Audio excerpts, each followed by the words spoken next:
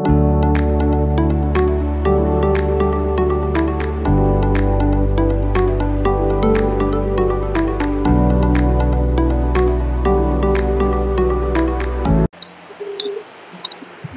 Students, welcome to my YouTube channel Cosmos Academy. So आज हमें rotational dynamics के lecture number 7 पे। तो आज हम पढ़ेंगे थ्योरम ऑफ पैरेलल एक्सिस और थ्योरम ऑफ परपेंडिकुलर एक्सिस।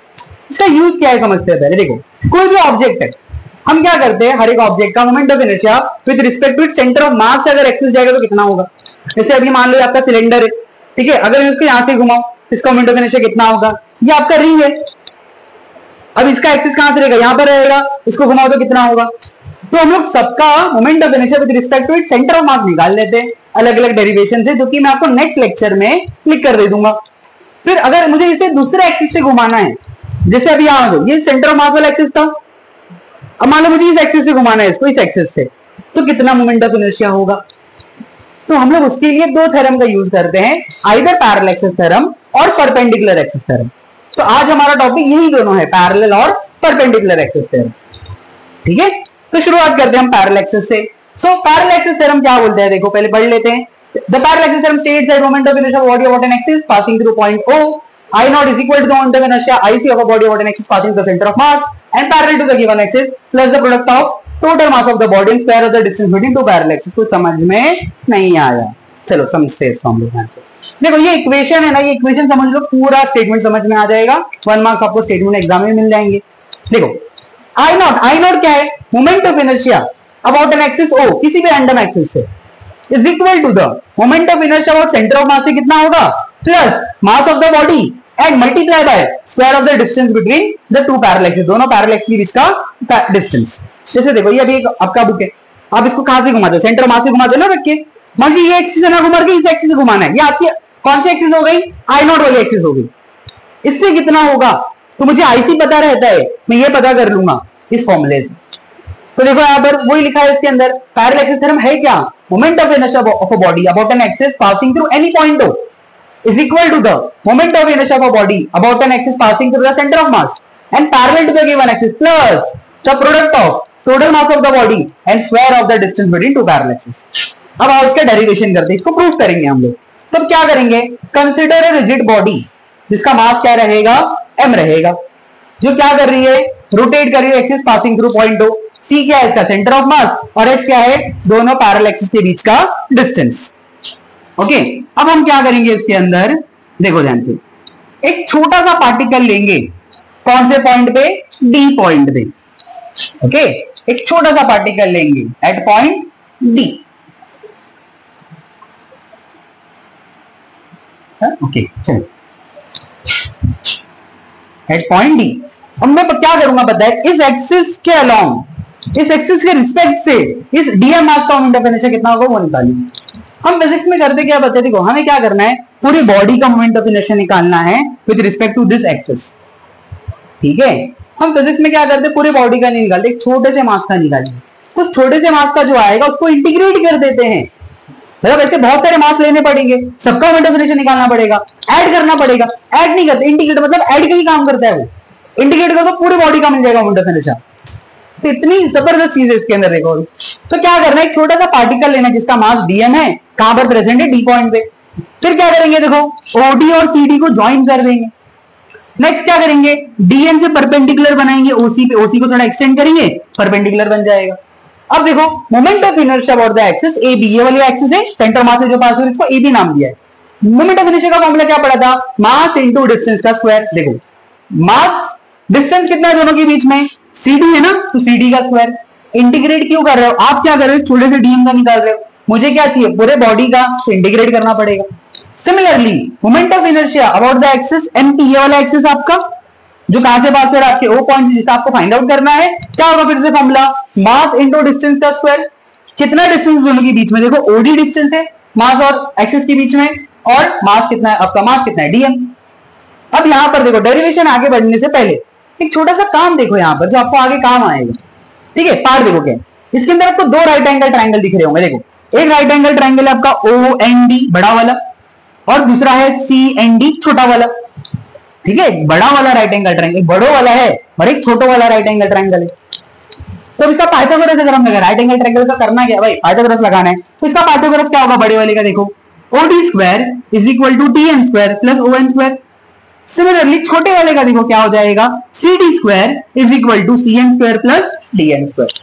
बस ये रखो, आगे काम आएगा। मुझे क्या करना था, आई नॉट, ये प्रूफ करना है ना आपको, I naught is equal to IC plus MH square. तो इस आई नॉट को उठाते हैं हम लोग अभी, I naught is equal to integral of OD square into DN। देखो अभी OD स्क्वायर की जगह आप क्या लिख सकते हो, DN square plus ON square. ठीक है, ध्यान से देखो, ये ON दिख रहा है आपको, ON किससे बना है, OC प्लस CN से। तो आप इस DN की जगह पर, सॉरी DN तो वैसे ही रहेगा, इस ON की जगह पे क्या लिख सकते हो, OC प्लस CN का स्क्वायर। क्लियर है यहां तक। अब नेक्स्ट, अब क्या करेंगे हम लोग, A plus B the whole square लगाएंगे इसके लिए। तो लगाओ उसका, पहले क्या करोगे, OC को स्क्वायर दो, फिर CN को स्क्वायर दो, फिर दोनों को 2 से मल्टीप्लाई कर दो, सिंपल से A प्लस बी का होल स्क्वायर, पहले इसको स्क्वायर देने का, फिर इसको स्क्वायर देने का, फिर दोनों को 2 से मल्टीप्लाई कर देने का, बात खत्म। अब अगर ध्यान से आप ऊपर देखोगे ना, देखो CN square plus DN square दिखा आपको, इधर ढूंढो कहां पर है, देखो DN square plus CN square की जगह क्या लिख सकते हो, CD स्क्वायर। तो यहां पर मैं क्या लिख दूंगा, CD square plus OC square 2 times of OC dot CN DM। ठीक है, अब क्या करेंगे, इसके बाद हम लोग इंटीग्रेशन सेपरेट कर देंगे। क्या कर देंगे, सेपरेट। इंटीग्रेशन और DM मल्टीप्लाई हो तो कुछ इस तरह दिखेगा, integration of CD square DM plus integration of OC square DM plus integration of 2OC CN into DM। ठीक है, अब उसके आगे देखो, देखो CD स्क्वायर DM किसका इंटीग्रेशन है आपका, देखो ना इसकी वैल्यू क्या है, ये आपका I नॉट था, ये आपका IC बन गया। OC, ध्यान से देखो, OC क्या है आपका, H है ना, तो यहां पर OC स्क्वायर की जगह मैं क्या लिख सकता हूं, H स्क्वायर, और इसको मैं बाहर निकालूंगा, कहां निकलेगा, कांस्टेंट है। सिमिलरली 2 बाहर आ जाएगा, कांस्टेंट है, और देखो OC की जगह फिर से क्या लिख सकते हैं हम लोग, H, तो ये भी बाहर आ जाएगा। इंटीग्रेशन के अंदर कौन फंसेगा, CN और DM फंस जाएंगे। ओके, अब यहां पर DM को अगर इंटीग्रेट किया जाए, क्या किया जाए, तो आंसर आ जाएगा total mass is MH square, और एक्स्ट्रा टर्म क्या बचा है यहां पर मेरे पास, 2H integral of CN into DM। अब देखो हमें प्रूफ मिल गया अपना, हमें प्रूफ अपना मिल गया, बस ये एक्स्ट्रा टर्म आ रहा है, अब ये 0 होगा और क्यों होगा वो समझना है। तो यहां पर एक लाइन लिख रहा हूं पहले मैं, CN is the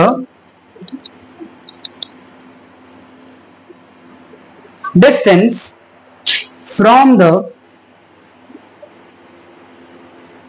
center of mass where the mass distribution is symmetric. So जगह बची नहीं यार, यहां पर थोड़ा सा एडजस्ट करते हैं इसको हम लोग।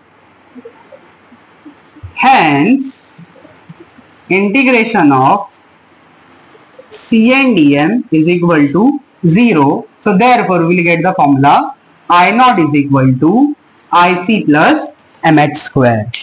अब ये थोड़ा सा हजम नहीं होता है यार, सब तो सही चल रहा था, तो आंसर तो आ गया, बट ये 0 का कुछ समझ में नहीं आया, 0 क्यों हो गया।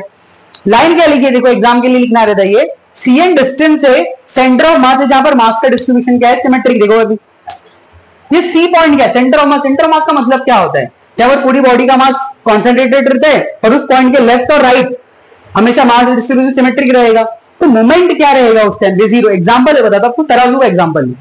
अब मैंने तराजू देखा होगा, जो हम लोग देखते हैं मार्केट में, क्या रहता है देखो तराजू के अंदर, कुछ इस तरह से दो क्या रहेंगे आपके, वो बैलेंस रहते हैं उसके अंदर, आपको क्या बोलते हैं उसको, पैन रहेंगे। फिर यहां पर ना ऐसा एक निडल जैसा रहता है, देखो एक ये निडल और एक ये निडल। जब दोनों निडल एक दूसरे के सिमेट्रिक पे है, मतलब एक दूसरे कोइंसाइड कर रहे हैं, तो ये बैलेंस हो जाता है।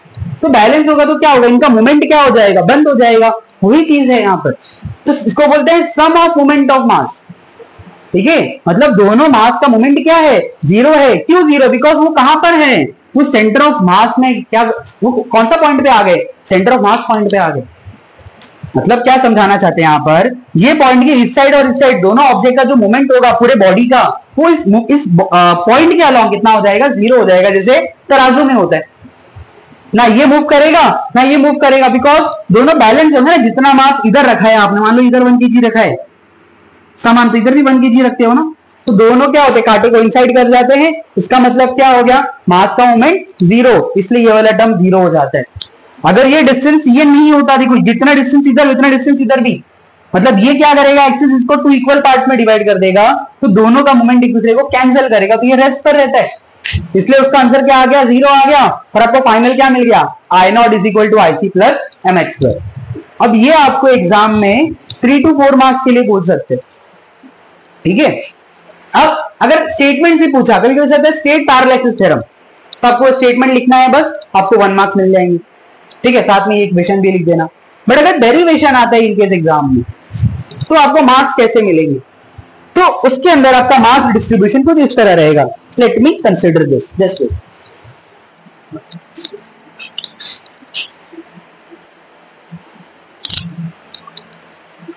ठीक है, देखो ये इसका होगा मार्क्स डिस्ट्रीब्यूशन। अगर आपको बोला state and prove parallel axis, तो स्टेटमेंट आपको 1 मार्क्स मिल जाएगा। दूसरा हाफ मार्क्स आपके डायग्राम पे रहेगा, हाफ मार्क्स इस इक्वेशन पे रहेगा। फिर हाफ मार्क्स जब इसका सॉल्व कर लोगे यहां पर मिलेगा आपको। हाफ मार्क्स ये बताने पर मिलेगा 0 क्यों होता है, और 1 मार्क्स इस पे। देखो टोटल 3 मार्क्स हो गए, 1, 2 एंड 3। तो इस तरह आपका पैरेलल एक्सिस थ्योरम प्रूफ होगा, ठीक है। देखो ये समझ लो अच्छे से, सिंपल एग्जांपल इसका मैंने तराजू का आपको दिया हुआ है कि दोनों जब बैलेंस हो जाएंगे तो कांटा क्या हो जाएगा, कोइंसाइड कर लेगा। कोइंसाइड कर लेगा मतलब उसका मोमेंट क्या हो गया, 0। वो कब होगा, जब सेंटर ऑफ मास बैलेंस होगा तब। सिंपल सा एक्सप्लेनेशन में, ठीक है।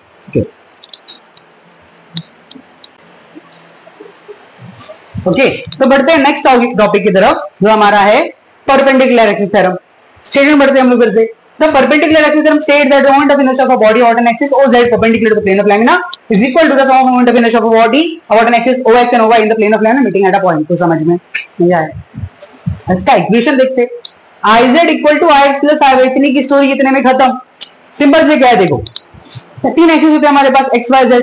तो क्या बोला है, जो हमारे लैमिना या प्लेन से परपेंडिकुलर वाला एक्सिस होगा, जैसे ये यहाँ पर देखो ये X है, ये Y है, और ये कौन सा एक्सिस रहेगा, आपका Z एक्सिस रहेगा। तो Z एक्सिस का जो मोमेंट ऑफ इनर्शिया है वो किसके इक्वल रहेगा, वो दो एक्सिस जो प्लेन के अंदर, यहाँ पर प्लेन के अंदर कौन सा एक्सिस है, X और Y। So IZ is equal to IX plus IY। कोई लिखा है देखो, moment of inertia IZ of a body about an axis OZ perpendicular to the plane of lamina is equal to the sum of moment of inertia IX and IY of the body about an axis OX and OY in the plane of lamina. जो plane के अंदर है रे, और तीनों एक point पे meet करते, बहुत इंपॉर्टेंट पॉइंट है यहाँ, तीनों क्या करते हैं, एक ही पॉइंट पे बीट करना चाहिए इस थ्योरम को अप्लाई करने के लिए। बस इतने से थ्योरम इक्वेशन आपको पूरा स्टेटमेंट आप लिख सकते हो बनाकर। अब इसको प्रूफ करना है तो आ जाते हैं इसके ऊपर हम लोग, ठीक है। तो consider a plane lamina of mass m rotating about an axis OZ। अब उसके बाद देखो OX और OY क्या रहेंगे, दोनों म्यूचुअली परपेंडिकुलर एक्सिस है। यहां पर देखो OX और OY क्या है, आपका म्यूचुअली परपेंडिकुलर एक्सिस है जो प्लेन के अंदर, लैमिना के अंदर। OZ क्या हो जाएगा, वो एक्सिस जो O पॉइंट से पास हो रहा है और प्लेन से कैसा रहेगा, परपेंडिकुलर रहेगा, ठीक है। देखो अगर इसको हमें Z से घुमाना है तो कैसे घुमाएंगे, देखो ये आपका जस्ट वेट, ये आपका Z एक्सिस है तो ऐसे घूमेगा ना, देखो ऐसे। X से घुमाना है तो ऐसे घूमेगा, और Y से घुमाना है तो ऐसे घूमेगा, ठीक है। अब IX, IY, IZ क्या है भाई, मोमेंट ऑफ इनर्शिया लैमिना का about axis OX, OY and OZ respectively. फिर हम क्या करते हैं, हमें क्या करना है, इस Z एक्सिस जो परपेंडिकुलर एक्सिस है उसके लिए पूरे बॉडी का मोमेंट ऑफ इनर्शिया निकालना है। इस एक्सिस के अलावा पूरी बॉडी का मोमेंट ऑफ इनर्शिया कितना होगा, हम पूरी बॉडी का थोड़ी निकालते, हम छोटे से मास का निकालते।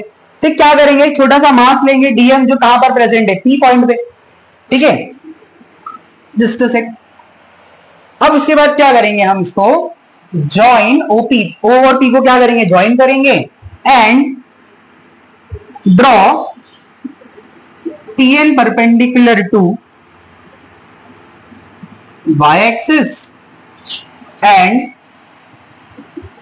PM perpendicular to x axis। अब क्या करोगे आप, PN को आप किससे परपेंडिकुलर बना दोगे, y एक्सिस से, और PM किससे बनेगा, आपके x एक्सिस से। बोलोगे सर परपेंडिकुलर तो दिख नहीं रहा है हम लोगों को, चलो देखते हैं। यहां पर देखो ये P पॉइंट है, देखो Z एक्सिस इधर है आपका, ये P पॉइंट है। देखो ये जो रहेगा आपका, ये आपका M है और ये आपका Na है ना परपेंडिकुलर, कैसे नहीं बताओ, बस यहां पर आपको प्रॉपरली नहीं दिख पा रहा है, बस अगर आप देखोगे विजुअलाइज कर दोगे यहाँ पर परपेंडिकुलर है। चलो आगे देखते हैं अभी हम लोग। उसके बाद में let x, y distance of point T from y and x axis respectively. अब बोल लोग ये भी समझ नहीं आया, देखो अब ये बात को समझो। देखो ये जो P पॉइंट है y एक्सिस से कितना दूर रहेगा, x डिस्टेंस, और ये जो P पॉइंट है आपके x से कितना दूर रहेगा, y डिस्टेंस। देख लो ना, अगर आप कोऑर्डिनेट लिखते हो यहां पर, ठीक है, तो ये क्या रहेगा 1, ये क्या रहेगा 2, ये क्या रहेगा आपका 3, ठीक है। यहां पर देखोगे तो ये 1, मान लो ये 2, ये 3। अब ठीक है, या फिर इस पे काम करते हैं, इसको 1 और ये 2 ले लेते हैं, ठीक है। अब देखो ये P पॉइंट कितना डिस्टेंस दूर है आपके x से, सॉरी y से कितना दूर है, x डिस्टेंस मतलब 2 है ना, और ये P पॉइंट y से x से कितना दूर है, y डिस्टेंस 3 है। समझे ऐसे क्यों लिखा है, x कौन सा डिस्टेंस है, देखो y से कितना दूर है x डिस्टेंस, और x से कितना दूर है y डिस्टेंस। समझ में आया, यहां पर देख लो फिर से एक बार अच्छे से, ठीक है। अब आगे बढ़ते हैं। As we can see that OP square is equal to y square plus x square। अब ध्यान से देख लो, ये आपका OP है, ये y है, तो ये x हो गया, तो पाइथागोरस लग जाएगा ना इधर। देखो OP स्क्वायर क्या हो जाएगा, y square plus x square. अब हमें क्या करना है, सबका मोमेंट ऑफ इनर्शिया निकालना है। सो पहले लिखूंगा मैं IZ। अब मोमेंट ऑफ इनर्शिया क्या होता है, मास इनटू डिस्टेंस का स्क्वायर। अब मास कितना है dm, और z एक्सिस से इसका डिस्टेंस कितना है OP, स्क्वायर आ जाएगा। सिमिलरली अगर मैं x एक्सिस का मोमेंट ऑफ इनर्शिया निकालूं तो फिर से फॉर्मूला क्या होगा, मास डिस्टेंस कितना रहेगा, देखो x से कितना दूर है, वो y डिस्टेंस दूर है। अब y एक्सिस की बात करते हैं, फिर से क्या आएगा, मास dm। अब देखो y से कितना दूर है, वो x डिस्टेंस दूर है। अब इसको उठाते जरा IZ को हम लोग, तो आप OP स्क्वायर की जगह क्या लिख सकते हो, y square plus x square dm। इसको इंटीग्रेशन सेपरेट कर दो और dm दोनों को दे दो। तो ध्यान से देखो क्या मिल रहा है आपको, y स्क्वायर dm किसका आंसर है, x का ix, और x स्क्वायर dm किसका आंसर है, y का। इंटीग्रेशन क्योंकि आपको पता है ना, हम लोग क्या करते हैं, छोटे मास का निकालेंगे, पूरे को इंटीग्रेट कर देंगे, हमें पूरे बॉडी का मिल जाएगा। सिमिलरली x के लिए, सिमिलरली y के लिए बन गया हमारा statement IZ is equal to IX plus IY। समझ में आया। तो अभी हमने दो थ्योरम देख लिए, एक पैरेलल एक्सिस थ्योरम और एक परपेंडिकुलर एक्सिस थ्योरम, ठीक है। अब एक छोटा सा पार्ट आगे हम लोग लेंगे, हम देखो नेक्स्ट टॉपिक में, नेक्स्ट लेक्चर के अंदर, ठीक है, मैं आपको क्या करूंगा, सारी बॉडी का सेंटर ऑफ मास का मोमेंट ऑफ इनर्शिया कितना होता है वो लिखेंगे हम सबका, और उसी टाइम पे पैरेलल और परपेंडिकुलर एक्सिस को कैसे यूज करना है वो भी समझेंगे, ठीक है। तो आपके बोर्ड्स में सिर्फ उन्होंने क्या किया है, रिंग का moment of inertia centre of मास का और आपके डिस्क का मोमेंट ऑफ इनर्शिया थोड़ा डिराइव करके बताया है, ठीक है। वो हम देखेंगे नेक्स्ट टॉपिक में, फिर आज का लेक्चर में ही कवर करेंगे।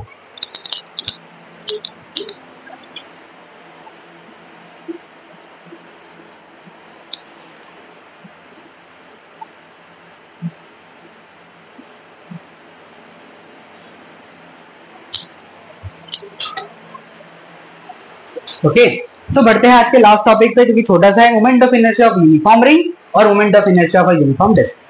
देखो रिंग क्या होता है, कहाँ गई भाई हमारी रिंग, इतने टाइम से चले आ रही है। रिंग का क्या होगा, इसका जो सारा मास है वो कहां पर कॉन्सेंट्रेटेड रहता है, सरकमफेरेंस पे। तो ऐसे ऑब्जेक्ट को हम क्या बोलते हैं जिसका पूरा मास कहां पर लाई कर रहा है, सरकमफेरेंस को हम लोग यूनिफॉर्म रिंग बोलेंगे।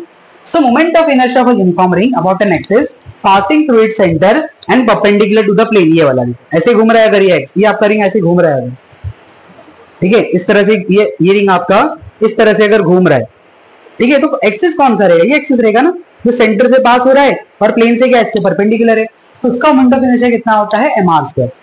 देखो प्रूफ करने का एक सिंपल सा तरीका इसका, हम क्या करते हैं, एक छोटा सा मास लेंगे, क्या करेंगे, छोटा सा, इसका मास क्या रहेगा, dm रहेगा। तो मोमेंट ऑफ इनर्शिया का फॉर्मूला क्या होता है, मास इनटू डिस्टेंस का स्क्वायर। कितना दूर है एक्सिस से, ये r डिस्टेंस। अब r स्क्वायर कांस्टेंट है, बाहर आ जाएगा, integration of dm। Integration of dm का मतलब क्या है, छोटे छोटे मास को ऐड करते जाओ तो क्या मिलेगा आपको, टोटल मास बन गया ना, फॉर्मूला mr²। अब आते हैं डिस्क के पास। अब डिस्क पे क्या होगा, देखो मान लो यही आपका डिस्क कैसा होगा, इसका पूरा मास यहां पर भी भरा रहेगा कुछ इस तरह, देखो यहां पर भी मास क्या रहेगा, फिलअप रहेगा। ये 2 डायमेंशन मास डिस्ट्रीब्यूशन है। देखो ये जाने से पहले एक चीज समझो, मास का डिस्ट्रीब्यूशन ना 3 टाइप का होता है। डेंसिटी क्या समझाता है, डेंसिटी हमें मास का डिस्ट्रीब्यूशन समझाता है। तो एक होता है लीनियर मास डेंसिटी, एक होता है लीनियर मास डेंसिटी, जिसका फॉर्मूला होता है lambda is equal to M by L, मतलब इसका जो डिस्ट्रीब्यूशन रहेगा वो लेंथ वाइज रहेगा, ठीक है। एक होता है सरफेस मास डेंसिटी, इसका फॉर्मूला होता है sigma is equal to mass upon area. और एक होता है वॉल्यूम मास डेंसिटी, जो अब तक बचपन से फॉर्मूला पढ़ते आ रहे हो, rho is equal to M by V, mass upon volume. जैसे देखो अगर एक रिंग का एग्जांपल ले लो, रिंग का क्या रहेगा, मास डिस्ट्रीब्यूशन सिर्फ रिंग के अलाउंग है ना, सिर्फ ये 1 डायमेंशन है, मास बाय लेंथ। मतलब अगर इसका मैं लिखना चाहूँ तो m, और लेंथ क्या होती है इसकी 2 पाई आर रहेगी। अब अगर मैं डिस्क की बात करूं, एक रेक्टेंगल की बात करूं, इस रेक्टेंगल ग्लोब की बात करूं, यहां पर मास का डिस्ट्रीब्यूशन कैसा है, एरिया वाइज है, तो क्या होगा, मास by area. Volume mass density क्या होगा, मास, जैसे आप लोग स्फीयर की बात ले लो, सिलेंडर ले लो, जितने भी 3D ऑब्जेक्ट है, ठीक है, भरे हुए अंदर से, solid cylinder, hollow cylinder 2 type के रहते हैं। सॉलिड मतलब अंदर मास भरा रहेगा, हॉलो मतलब अंदर मास खाली रहेगा। तो सॉलिड सिलेंडर कैसा मास डिस्ट्रीब्यूशन है, 3D डायमेंशन, मतलब वॉल्यूम मास डेंसिटी। अब उसमें एक यूनिफॉर्म होता है और एक नॉन यूनिफॉर्म होता है। यूनिफॉर्म का मतलब क्या होता है, हर एक पार्ट का मास क्या रहेगा, जैसे एग्जांपल देता हूं, मान लो एक आपके पास रॉड है, ठीक है, एक छोटा सा पतला सा वायर या रॉड है, बहुत पतला सा है, जिसकी लेंथ है ना 10 मीटर है, और उसका मास है मान लो 10 केजी ले लो, सपोज करते, बहुत भारी है 10 केजी का।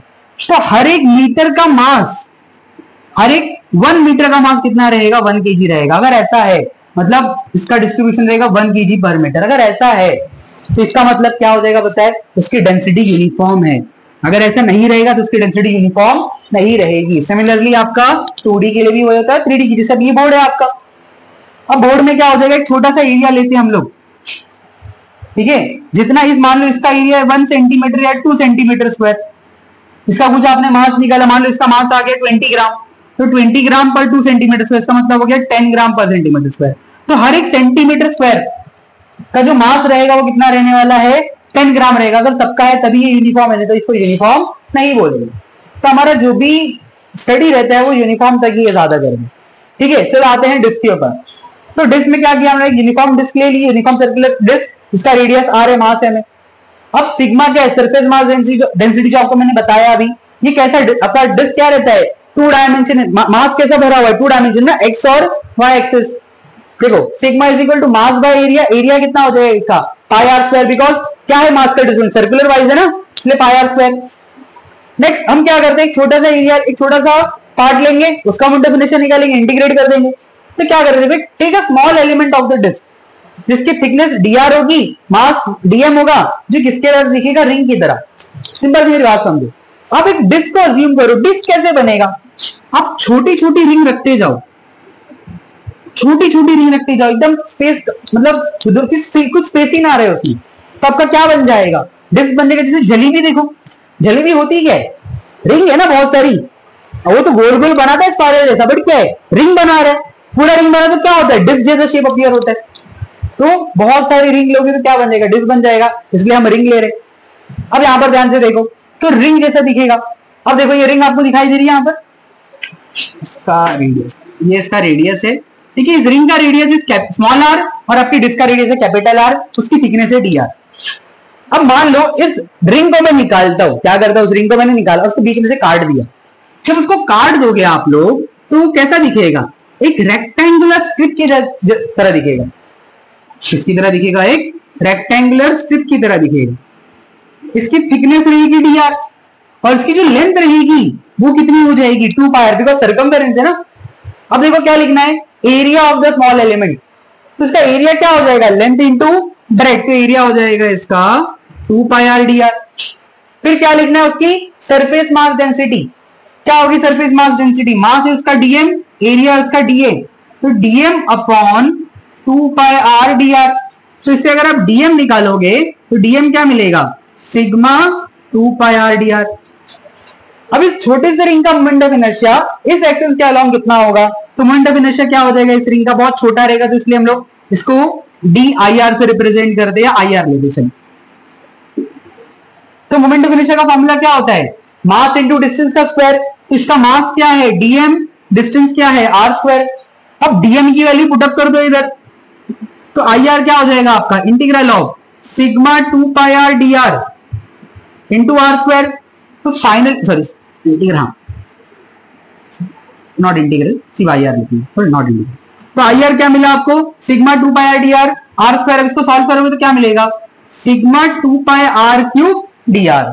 ठीक है, इसका मोमेंट ऑफ इनर्शिया निकला उस रिंग का। मुझे क्या करना है, मुझे डिस्क का मोमेंट ऑफ इनर्शिया निकालना है। डिस्क कैसे मिलेगी, सारे रिंग को काटते रहेंगे, सबका मोमेंट ऑफ इनर्शिया निकालेंगे, सबको ऐड करेंगे, तो किसका मोमेंट ऑफ इनर्शिया मिल जाएगा आपको, पूरे डिस्क का मिलेगा। इसलिए यहां पर एक काम करते हैं, इसको डी आई से रिप्रेजेंट कर देते हैं हम लोग। डी आई मतलब क्या हो जाएगा, very very small moment of inertia. ठीक है, तो डी से रहने आई आर। लेकिन अब क्या करना पड़ेगा, रिंग के मोमेंट ऑफ इनर्शिया को इंटीग्रेट करेंगे। मतलब ऐसी बहुत सारी रिंग कटेगी ना, यहाँ पर छोटी छोटी बड़ी बड़ी ऐसे करते करते। ठीक है, अब इसको इंटीग्रेट करना है। अब लिमिट क्या रहेगी इसकी, 0 से। यार अब देखो रिंग कहां से कहां तक काट सकते हो आप। अब शुरुआत छोटी सी करोगे और लास्ट कहां तक जाओगे, जो डिस्क का रेडियस है उससे ज्यादा तो आप कट नहीं कर सकते हो। अब पुटअप करते हैं इसको हम लोग, 0 to r sigma 2 pi r cube d r. अब देखो सिग्मा 2 पाई कांस्टेंट है, तो इंटीग्रेशन बेचारा कौन फंस गया, आर क्यूब डी आर। ठीक है, अब देखो इंटीग्रेशन का फॉर्मूला अगर आपको नहीं आता तो एक याद रखना है, integration of x raise to n dx का फॉर्मूला होता है x raise to n plus one upon n plus one. Simple से अगर मान लो आपको एक्स स्क्वायर का इंटीग्रेशन निकालना है तो डालो फॉर्मूले में 2 प्लस 1 और नीचे भी 2 प्लस 1, आंसर क्या आ गया एक्स क्यूब बाई 3। शॉर्टकट समझो, देखो पावर को एक से बढ़ाओ, वही पावर नीचे कॉपी करो। तो यहां पर मुझे बताओ आर क्यूब का इंटीग्रेशन क्या होगा, आर क्यूब है ना, तो पावर को बढ़ाओ और पावर को क्या लिखो नीचे लिखो, और इसकी लिमिट रहेगी, लिमिट क्या रहेगी, lower limit is 0, upper limit is r. ठीक है, अब इस लिमिट को अगर पुटअप करोगे आप यहां पर सिग्मा 2 पाई, इस लिमिट को पुटअप करोगे, देखो ये 4 को बाहर निकाल देते हो। ठीक है, नीचे से बाहर आ गया।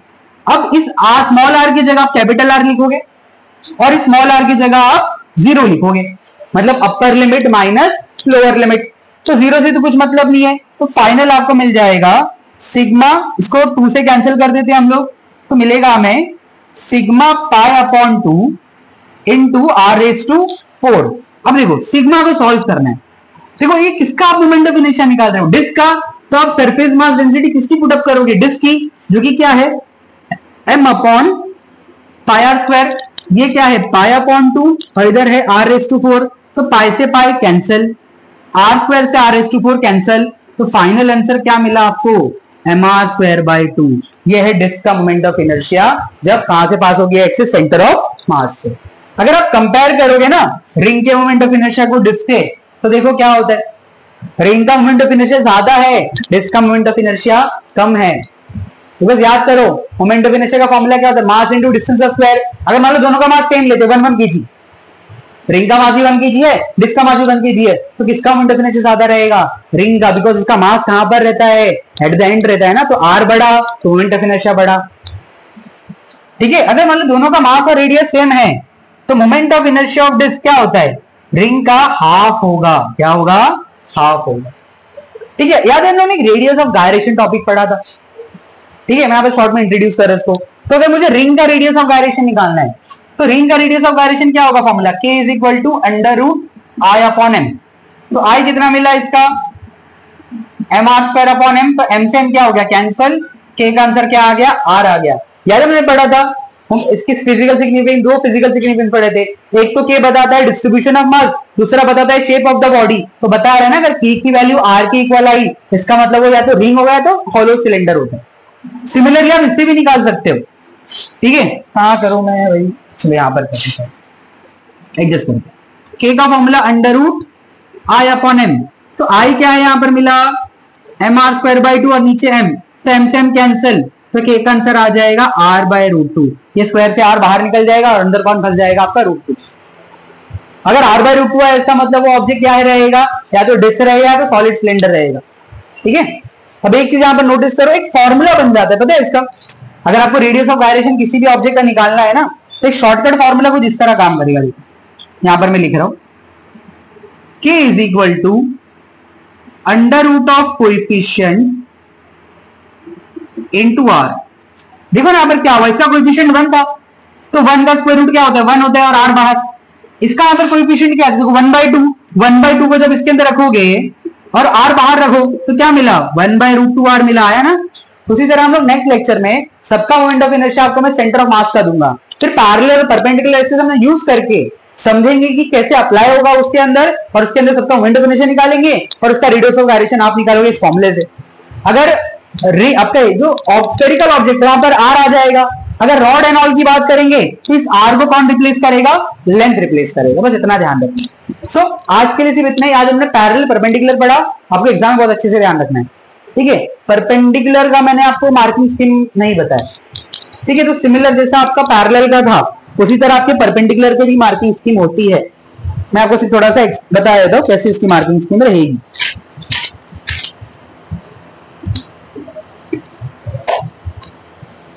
ओके, अब देखो जो आपका परपेंडिकुलर एक्सिस थ्योरम है ना, उसकी मार्किंग स्कीम कुछ इस तरह है। आपको स्टेटमेंट में 1 मार्क्स मिलेगा, डायग्राम पे हाफ मार्क्स मिलेगा। उसके बाद में जो आप पूरा एक्सप्लेनेशन करते हो ना, कंसीडर एंड ऑल, उस पे हाफ मार्क्स मिलेगा। और उसके बाद में जो आप वो 3 इक्वेशन लिखते हो, कौन से, आई जेड का moment of inertia, I X का moment of inertia, I Y, इस पे हाफ मिलेगा। और जो आपका फाइनल आंसर है आपको उस पे हाफ मिलेगा। तो टोटल आपका ये कितना हो जाएगा, मान लो 2 मार्क्स के लिए आता है अगर प्रूफ आया तो, और अगर स्टेटमेंट प्रूफ आया तो 3 मार्क्स के लिए आएगा, बिकॉज ये छोटा सा डेरिवेशन है। ओके, सो आज के लिए इतना ही। सो मिलते हैं नेक्स्ट लेक्चर में।